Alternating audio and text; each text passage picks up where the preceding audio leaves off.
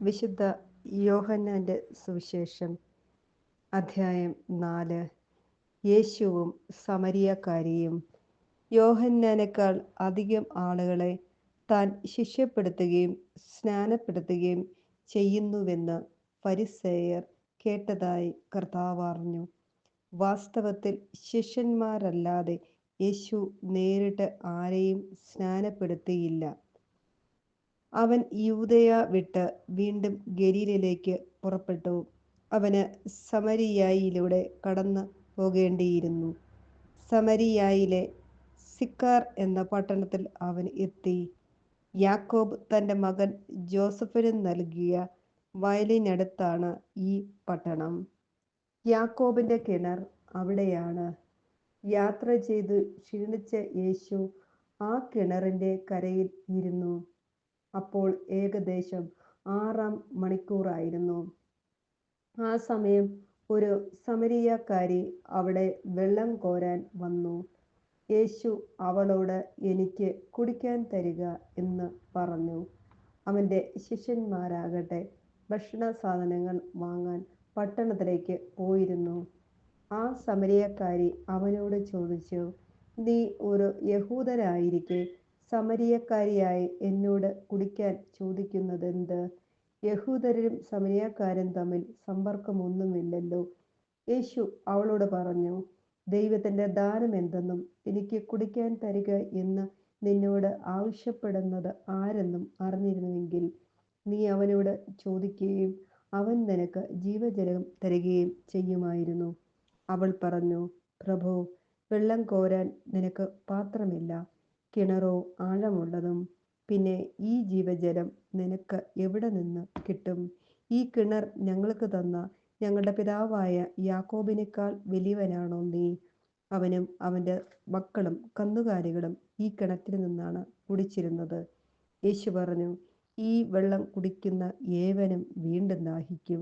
എന്നാൽ ഞാൻ നൽകുന്ന വെള്ളം കുടിക്കുന്നവന് പിന്നീട് ഒരിക്കലും ദാഹിക്കുകയില്ല. ഞാൻ നൽകുന്ന ജലം അവനിൽ നിത്യജീവനിലേക്ക് നിർഗളിക്കുന്ന അരുവിയാകും. അപ്പോൾ അവൾ പറഞ്ഞു, ആ ജലം എനിക്ക് തരിക. മേലിൽ എനിക്ക് ദാഹിക്കുകയില്ലല്ലോ. വെള്ളം കോരാൻ ഞാൻ ഇവിടെ വരികയും വേണ്ടല്ലോ. അവൻ പറഞ്ഞു, നീ ചെന്ന് നിന്റെ ഭർത്താവിനെ കൂട്ടിക്കൊണ്ടുവരിക. എനിക്ക് ഭർത്താവില്ല എന്ന് ആ സ്ത്രീ മറുപടി പറഞ്ഞു. യേശു അവളോട് പറഞ്ഞു, എനിക്ക് ഭർത്താവില്ല എന്ന് നീ പറഞ്ഞത് ശരിയാണ്. നിനക്ക് 5 ഭർത്താക്കന്മാരുണ്ടായിരുന്നു. ഇപ്പോഴുള്ളവൻ നിന്റെ ഭർത്താവല്ല. നീ പറഞ്ഞത് സത്യമാണ്. അവൾ പറഞ്ഞു, പ്രഭോ, അങ്ങൊരു പ്രവാചകനാണെന്ന് ഞാൻ മനസ്സിലാക്കുന്നു. ഞങ്ങളുടെ പിതാക്കന്മാർ ഈ മലയിൽ ആരാധന നടത്തി. എന്നാൽ യഥാർത്ഥമായ ആരാധന സ്ഥലം ജെറുസലേമിലാണ് എന്നു നിങ്ങൾ പറയുന്നു. യേശു പറഞ്ഞു, സ്ത്രീയെ, എന്നെ വിശ്വസിക്കുക. ഈ മലയിലോ ജെറുസലേമിലോ നിങ്ങൾ പിതാവിനെ ആരാധിക്കാത്ത സമയം വരുന്നു. നിങ്ങൾ അറിയാത്തതിനെ ആരാധിക്കുന്നു, ഞങ്ങൾ അറിയുന്നതിനെ ആരാധിക്കുന്നു.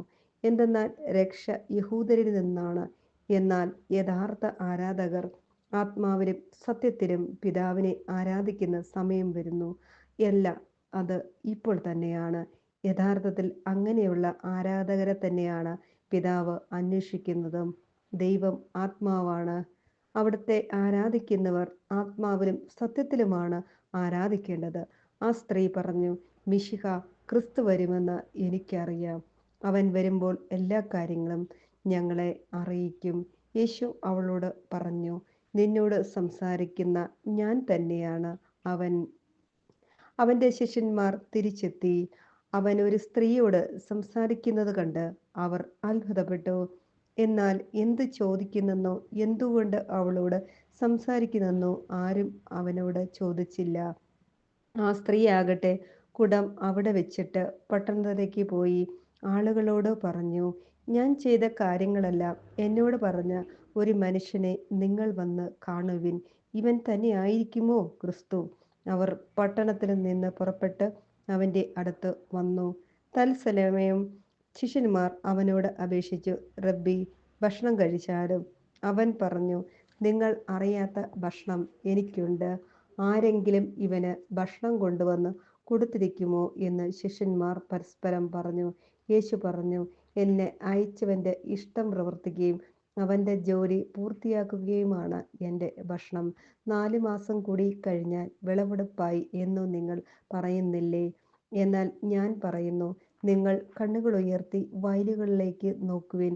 അവ ഇപ്പോൾ തന്നെ വിളഞ്ഞ് കൊയ്ത്തിന് പാകമായിരിക്കുന്നു. കൊയ്യുന്നവന് കൂലി കിട്ടുകയും അവൻ നിത്യജീവിതത്തിലേക്ക് ഫലം ശേഖരിക്കുകയും ചെയ്യുന്നു.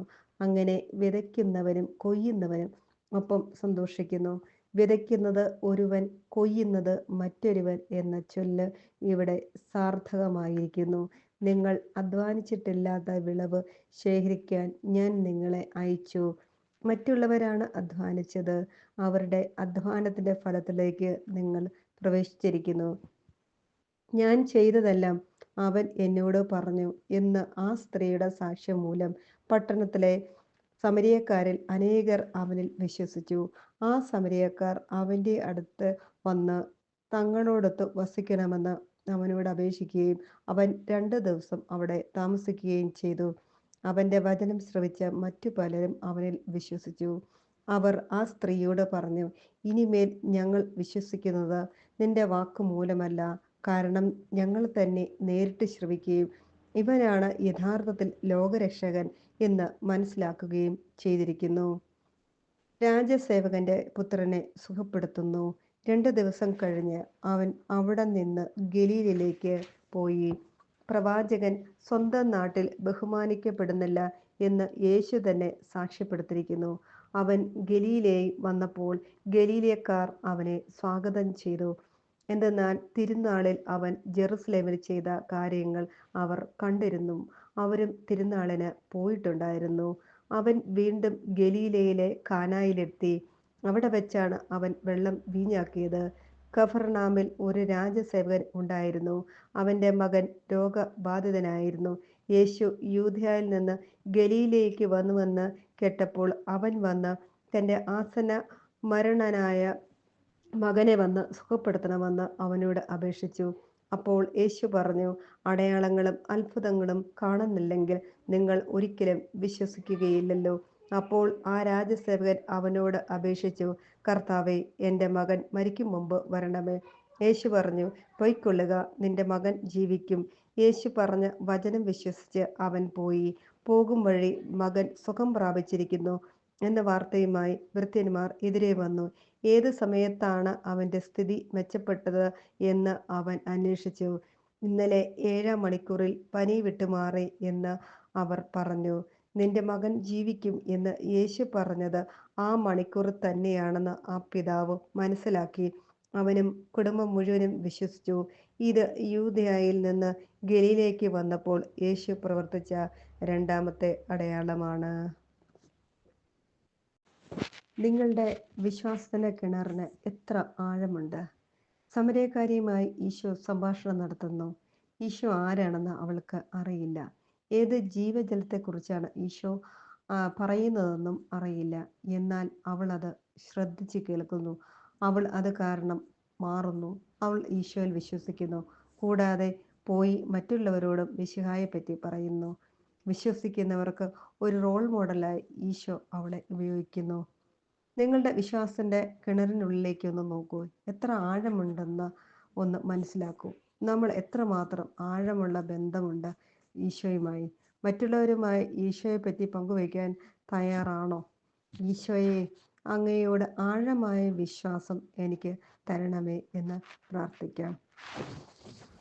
നിങ്ങളുടെ പ്രാർത്ഥനയിൽ കൂടെ എന്നെയും എൻ്റെ കുടുംബത്തെയും കൂടെ ചേർത്ത് വെക്കണമേ. വചനം കേൾക്കുന്ന ഓരോരുത്തർക്കും വേണ്ടി പ്രത്യേകമായി ഞാൻ പ്രാർത്ഥിക്കുന്നു. ഞാൻ ഡോക്ടർ ബിസ്നി. ദന്തൽ അറിവുകൾ കൂടെ കിട്ടുവാൻ വേണ്ടി നിങ്ങളെൻ്റെ ചാനൽ സബ്സ്ക്രൈബ് ചെയ്യുക. ദൈവം എല്ലാവരെയും സമൃദ്ധമായി അനുഗ്രഹിക്കട്ടെ. ഇനി കാണുന്നത് വരെ പ്രാർത്ഥന.